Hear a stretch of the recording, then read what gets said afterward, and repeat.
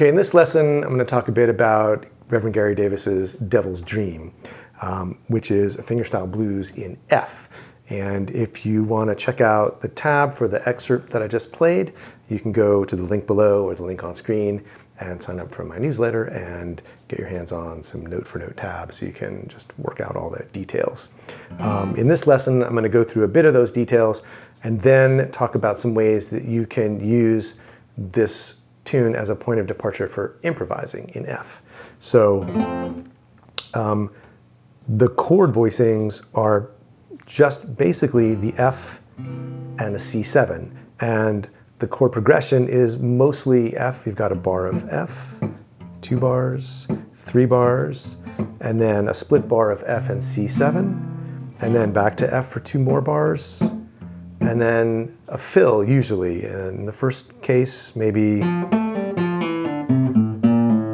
this single note fill. A lot of the time, further on into the tune, there's this signature fill that becomes a part of the B section of the tune as well.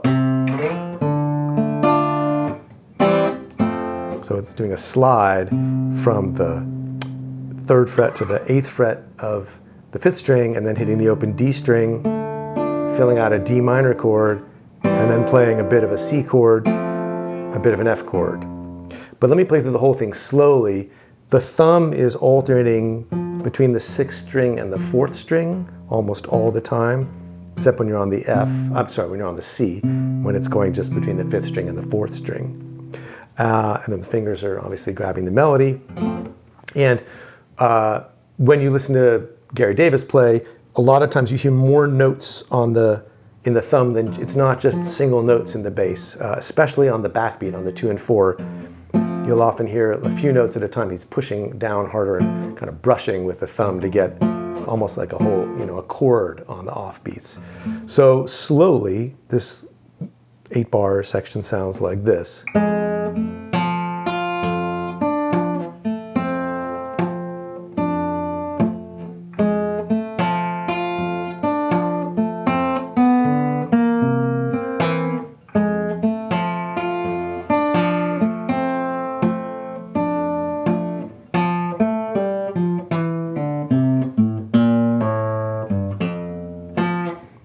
So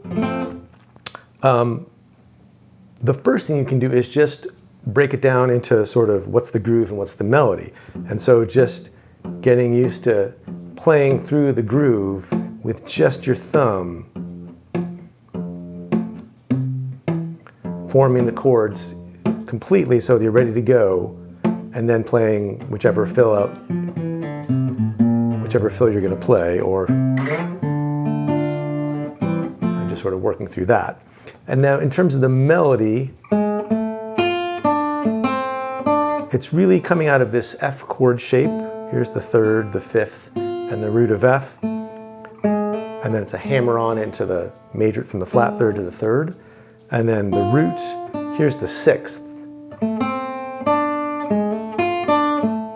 So I did a previous lesson in this series on Ry Cooder and talked about how he's basically pulling out notes of the major pentatonic scale to play his melody, plus the flat 3rd. This is exactly the same thing, just in a different key and a different shape. But here's the 3rd, 5th, 6th, and root of F. So it's just, all you need is the 2nd, and you've got the whole F major pentatonic scale. And then you've got, of course, you're turning the 3rd into sort of a blue note 3rd, a bluesier sound by adding the flat 3rd as an accent.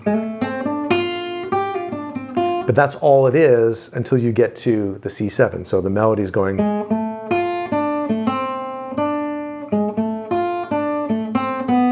And so here we're going chromatically down to the flat 7 of C, and then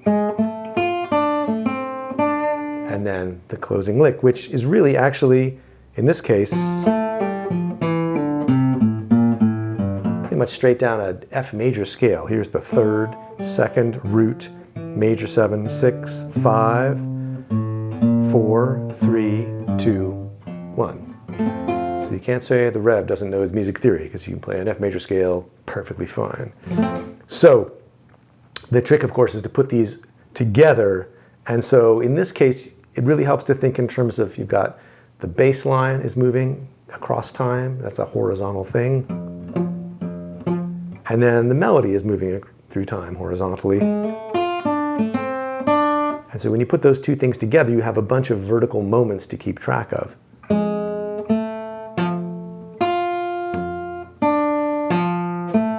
And so what's happening? You've got a pinch here, which means playing two notes at the same time, one with the thumb, one with the finger of the right hand. And then a note that comes after the pinch.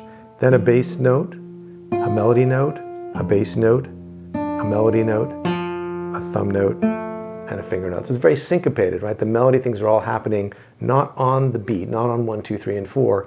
A lot of the melody things are happening on the ands. And. So 1, and 2, and 3, and 4, and then these things happen on the beat, right? So there's a nice contrast. You've got this syncopated phrase, and then you've got this phrase that's right on the beat. And then repeat the first phrase, and then the single note lick. So if you want to start thinking about improvising, there's some really simple elements you can work with. You can break the whole thing into a series of 2-bar phrases. And in fact, the original melody is very much a call and response, because you have the original melody. There's your first phrase. And then you have that with a little chromatic lick into C7. Then you repeat the first phrase.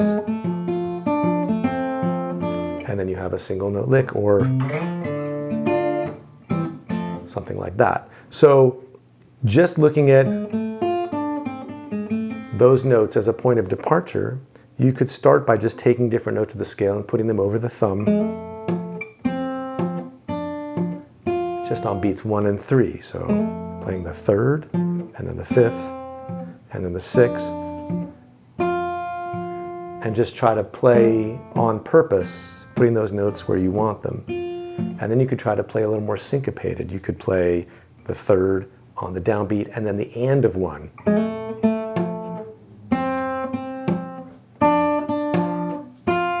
So I'm playing a pinch, so 1, and then repeating that note on the and of 1, playing a bass note, then on the and of 3, and then on 4 I play the next bass note, and then...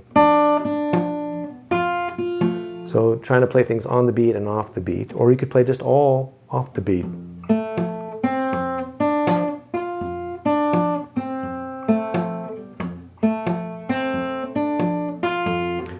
You know, and so by mixing those things up, you can take little phrases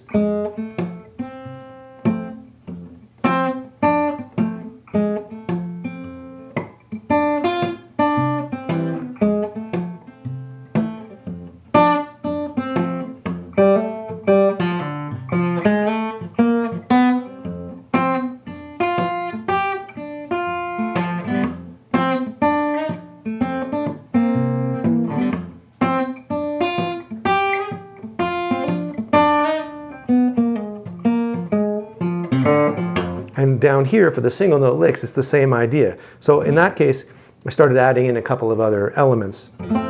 Nothing says you can't go up to the flat 7 to make things sound a little bluesier, and up to the flat 3rd from the 2nd.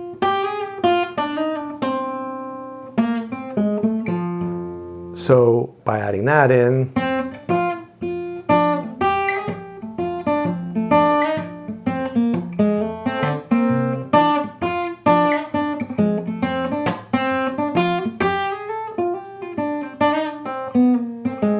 and then just playing single note licks without worrying about the thumb, or taking those ideas down an octave.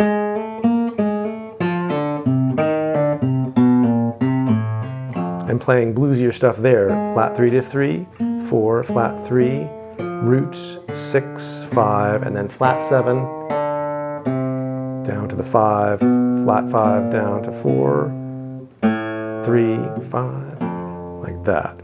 So you can start to play things that are more linear and more chromatic, or you can stick to something that's more song-like, playing those simpler major pentatonic phrases, or you can mix and match them so that things start to sound like there's some contrast between the more song-like phrases and the more lick-like phrases, right? So if you start off with the melody,